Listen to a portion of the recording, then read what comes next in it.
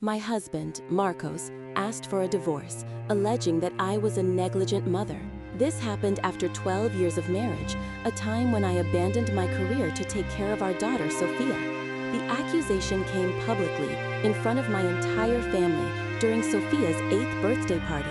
The worst part? He already had a lawyer, false evidence, and a meticulous plan to take custody of our little girl. But he wasn't counting on one thing: 8-year-old Sofia's secret kept on her tablet.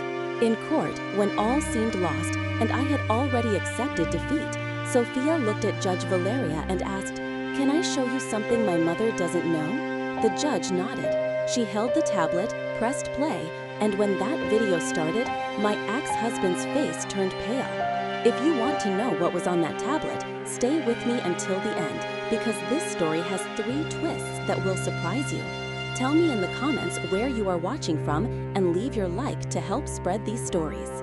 Now, let's go back to the beginning so you understand how I ended up in that court. My name is Alana. I met Marcos at 22. He was charming, intelligent, worked in technology, and had a captivating smile. We got married 2 years later. I was a financial analyst at a multinational with a promising career. But when Sofia was born, we decided, or so I thought, that I would stay home to take care of her. Today, I see that it wasn't a joint decision, but a trap. He subtly convinced me, making everything seem like my idea. "Honey, doesn't Sofia deserve to have her mother nearby? My salary already supports us. You don't need to stress." I, naive, thinking I had a partner, gave up everything: my independence, my security. I became completely vulnerable. The first few years were apparently good. I took care of Sofia, the house, the bills. Marcos worked more and more, came home later, but I trusted him blindly.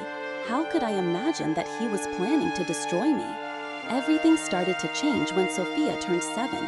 Marcos began to criticize me in front of her. At first, they were small things. "Mom, why is dinner cold? Alana, you didn't wash my blue shirt." Always belittling me in front of Sofia.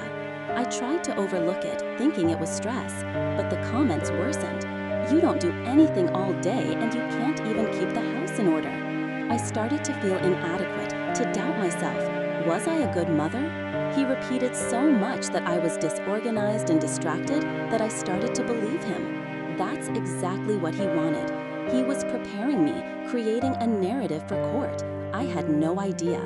His sister Priscilla started coming to the house more often, always meddling, always giving her opinion. Marcos defended her. "She's my sister, Alana. She just wants to help." Help? She observed everything I did, everything I said.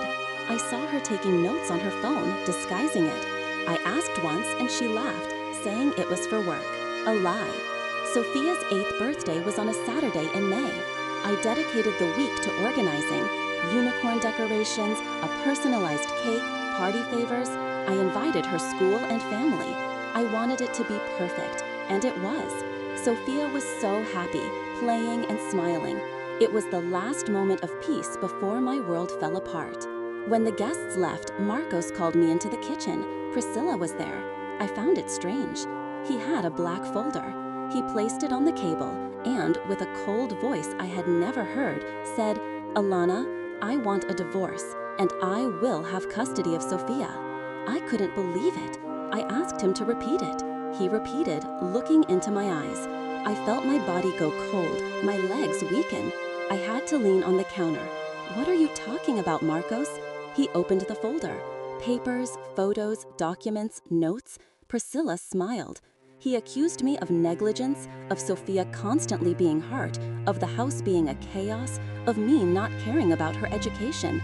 All lies, fabricated, but he had proof.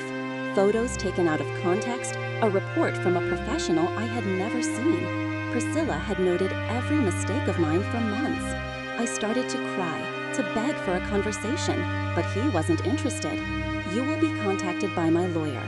Until then, I will sleep in the guest room." And he left. Priscilla followed him. I was left alone in the kitchen with the remnants of the party, feeling like my life was over. This was the first blow, but the worst was yet to come.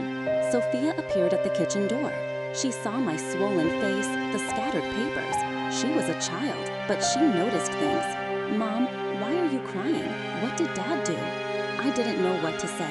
I hugged her and said that everything would be all right, but inside, I was in pieces. Little did I know that at that moment, she was already beginning to observe. In the following days, I looked for a lawyer.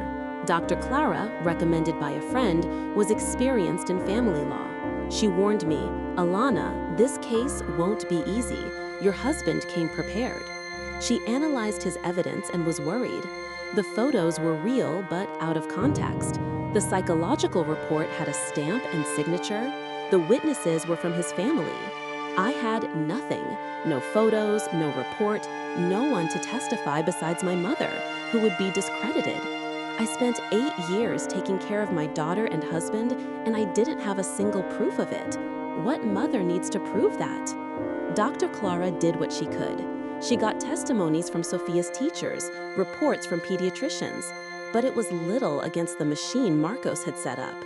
He had money, planning, a sister willing to do anything. I was there, trying to defend myself, unarmed. Marcos moved out, but took Sofia with him.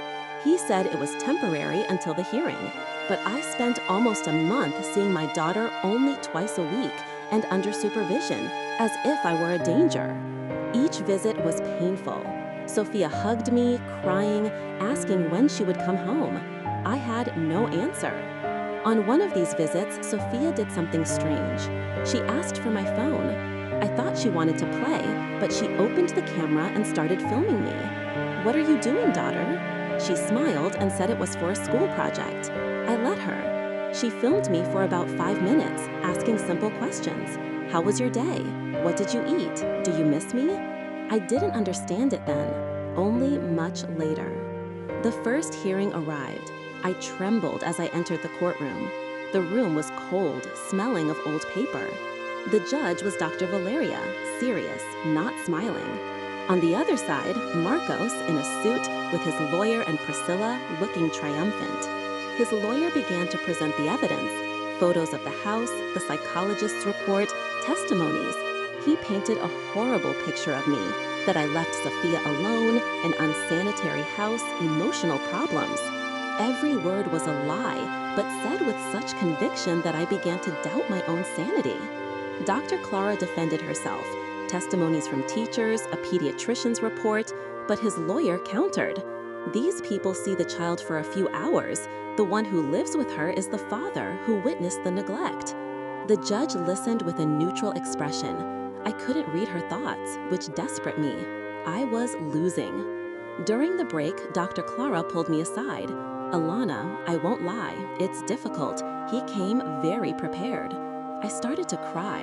What do? I can't lose my daughter. She's all I have. Clara held my hand, said she would do everything, but I saw in her eyes that there was little hope. It was like fighting a monster with tied hands. The hearing continued. Priscilla took the witness stand and delivered a rehearsed speech. She said she saw me as lost, disorganized, that Sofia was always getting hurt. Lies, but spoken with such naturalness that they seemed true. I looked at Marcos. He was calm, almost smiling. He was sure he had won. I was almost sure too. Then came the moment that changed everything. The judge said she wanted to hear the child. Sofia entered the room with a social worker, holding her pink tablet. I found it strange, but I had no idea what was coming. The judge asked standard questions. "What's your routine like? Do you like living with your father? Do you miss your mother?" Sofia answered softly, shyly, until she looked at the judge and asked the question that stopped my heart. "Can I show you something my mom doesn't know?" The room fell silent. The judge, curious, nodded yes. Sofia turned on the tablet, found something, and pressed play. It was a video, recorded by her. She had filmed her own father. Marcos appeared on the screen in the living room of the new house, talking to Priscilla. What he said chilled my blood. The strategy is working. Alana has no chance. That report from Priscilla is perfect. The psychologist didn't even see the girl, but signed it for 500 reals. Marcos's lawyer stood up. "Your Honor, this cannot be accepted. It was obtained without consent. But the judge raised her hand. The video was made by an 8-year-old child, the center of this process. I will watch it. And she watched. The video was more than 20 minutes long. Sofia had filmed several conversations, several confessions. In one of the videos, Marco said he didn't want custody of Sofia. He wanted to punish me. Alana thinks she can leave me, live without me. I'm going to take everything from her daughter, her house, her money. She's going to be on the street. Priscilla laughed along. She's so stupid she doesn't even suspect. I felt anger and relief. Anger for what they did, relief because the truth was appearing. The judge stopped the video, looked at Marcos. His face was white. Priscilla tried to leave. No one leaves here, ordered the judge. She turned to Sofia with a gentle voice.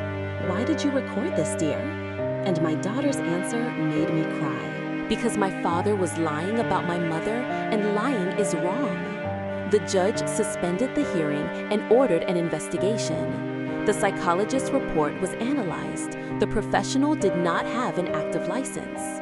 The photos were examined, digital manipulation. Priscilla was subpoenaed and confessed to helping Marcos fabricate everything. The castle of lies collapsed in days. At the next hearing, the decision, exclusive custody for me. Marcos lost visitation rights until psychological evaluation. Priscilla was charged with false testimony. The psychologist was reported. Marcos will be charged with malicious prosecution. Everything he planned turned against him. When the judge announced it, I cried in front of everyone. I cried out of relief, gratitude, exhaustion, but mainly for my daughter. That 8-year-old girl had the courage to confront her father to defend me. She shouldn't have gone through that, but she was stronger than all of us adults. After it was all over, I asked Sofia how she got the idea to record. She said she saw in a movie that bad people confess when they think no one is listening. And she was right. Marcos underestimated her, and it was she who made him pay. Today, 8 months after the process, Sofia lives with me. Marcos left the city, it seems for another state, with Priscilla. I have no news of him, nor do I want any. Sofia attends therapy weekly to deal with what happened. She is doing well, but has difficult days. So do I. This doesn't disappear overnight. I went back to work at an accounting firm. It's not the career I had before, but it's a start. I am rebuilding my life, learning that I don't need a man to validate me, that I am capable of taking care of myself and Sofia. It took 12 years and a traumatic divorce to learn, but I learned.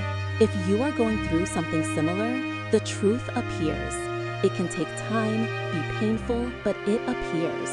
Those who build castles of lies always end up buried by them. Marcos thought he would destroy me and destroyed himself. He reaped what he sowed, and I am here, standing stronger than ever. Sofia saved me. An 8-year-old child had more sense of justice than a 37-year-old man. She saw her father's wickedness and did not accept it. She could have remained silent, but she chose to act. I am very proud of her. I am the mother, but in that courtroom, she was my hero. Thank you for staying until the end. If you liked it, leave a like and tell me in the comments, have you ever experienced a situation where the truth took time but appeared? I want to read your stories. And tell me where you are watching from. Until next time.